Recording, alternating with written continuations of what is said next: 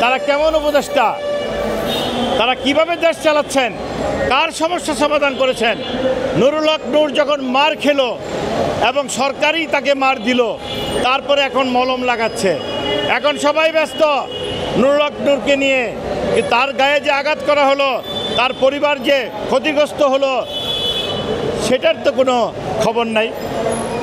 আপনারা তাকে এখন বিদেশে পাঠাবেন, দায়িত্বমুক্ত হতে চাচ্ছেন, আপনারা পাঠাবেন, ভালো কথা, আমরাই দাবি করছি পাঠান। কিন্তু এটা কেমন নিয়ম রে ভাই? আগে প্রথমে আমাদেরকে মারবেন, আমাদেরকে না খাইয়ে রাখবেন, আমাদের ঘরবাড়ি কেড়ে নেবেন, আমাদের ব্যবসা বাণিজ্য কেড়ে নেবেন, আমলাতান্ত্রিক জটিলতা রাখবেন, ন্যায্য ফায়সালা করার জিনিস সেটা আমাদের অধিকার আমাদেরকে দিবেন না। তারপর আমরা যখন বিক্ষিপ্ত হব, আমরা যখন আন্দোলন সংগ্রাম করব, আমরা যখন আইন হাতে তুলে নেব, তখন আপনারা আমাদেরকে মারবেন, আমাদের লাঠিচার্জ করবেন, গুলি করবেন। বাহ, কি চমৎকার ডিজাইন আপনাদের! আপনারা এক একটা শুয়ারের বাচ্চা, আপনারা মানুষের বাচ্চা না। আপনারা যদি মানুষের বাচ্চা হইতেন, তাহলে আমার গরিব আজকে 27 দিন যাবৎ এখানে মশার কামড়ে তারা আহত হচ্ছে, তারা খাবার নাই, তাদের কিছু নাই। আর তাদের নেতা হিসাবে 28 বছর যাবৎ নিজের টাকা, নিজের বাড়িঘর, নিজের পরিবারের সম্পদ বিক্রি করে গরিবের পাশে দাঁড়ায় পুনর্বাসন করতে আসছি। এটা আমার অপরাধ? আপনারা তো একটা চুলও ছিঁড়তে পারবেন না দেশের জনগণের জন্য, দেশের জনগণকে কিছুই দিতে পারবেন না, গুলি ছাড়া, আঘাত ছাড়া। আবার আমরা যারা কাজ করব, আমাদেরকে আপনারা গুলি দিবেন, আমাদেরকে দেখতেও আসবেন না।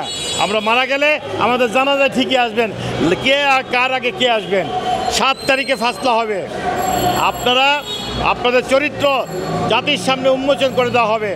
আমাদের দুটি দাবি হচ্ছে, বস্তিবাসীরা চাচ্ছেন তারা যে ভাষানটেক পুনর্বাসন প্রকল্প যেটা তাদের জন্য করা হচ্ছিল, বস্তি পুনর্বাসন করার জন্য, যাতে বস্তি বলতে কিছু না থাকে আমাদের দেশে, সেটা অলরেডি ডিটেল বলা হয়েছে, আমি ডিটেল বলবো না। বাট এখন মাঝে মাঝে প্রশ্ন আসে যে আচ্ছা, বস্তিবাসীরা আপনারা কেন প্রেস ক্লাবে আসছেন? আপনারা আবেদন নিবেদন কি করতে পারেন না?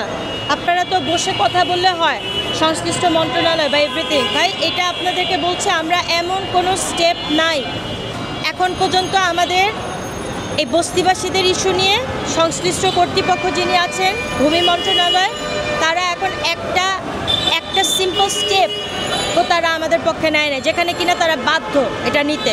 আর যে আমাদের যে প্রকল্পের যে চুক্তিটা ছিল, সেই চুক্তিটা হাসিনা নিজে অবৈধভাবে বাতিল করে দিয়ে গিয়েছে। যেহেতু এটা একটা প্রজেক্ট ছিল বস্তিবাসীদের, অবশ্যই একটা চুক্তি ছিল, কিছু একটা ছিল যার আন্ডারে আমার বাবার ইনস্টিটিউশন NSPDL এবং ওই চুক্তির আন্ডারে আমাদের ল্যান্ড মিনিস্ট্রি, আমরা পার্টনার হিসেবে কাজ করছিলাম। ভূমি মন্ত্রণালয় এবং NSPDL partner, it's not like রাষ্ট্র। এটা তারা অবৈধভাবে বাতিল করেছে চুক্তিটা। অ্যাজ আ রেজাল্ট যেটা হয়েছে, এখানে বস্তিবাসী ভাই বোনদের মধ্যে ওনারা কষ্ট করে সেভিং করে একটা ফ্ল্যাটের জন্য তারা পেমেন্ট করছিল ছোট ছোট করে, কিন্তু যখন তারা ফ্ল্যাটটাতে উঠবে তখন আমাদেরকে 10 সালে বের করে দেওয়া হয় প্রজেক্ট থেকে। অ্যাজ আ রেজাল্ট NSPDL এর লস হচ্ছে।